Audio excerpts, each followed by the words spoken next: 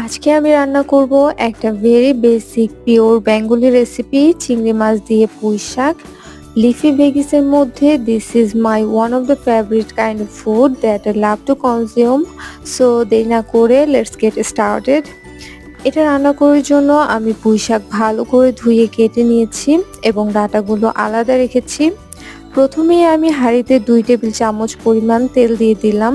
তেল সামান্য গরম হয়ে আসলে পেঁয়াজ কুচি ও 4 থেকে 5টি কাঁচামরিচ মাঝখান থেকে চিড়ে দিয়ে দিব।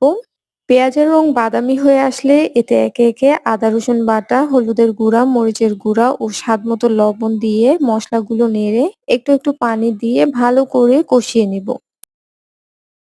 মশলা থেকে তেল আলাদা হয়ে আসলে চিংড়ি মাছগুলো দিয়ে আবারও কষিয়ে নিব।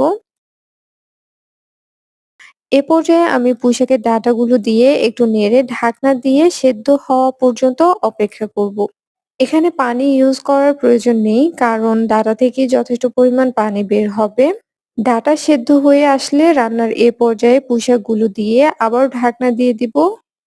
5 থেকে 6 মিনিট পর ঢাকনা তুলে পুঁইশাকগুলো ভালো করে নেড়ে নিব।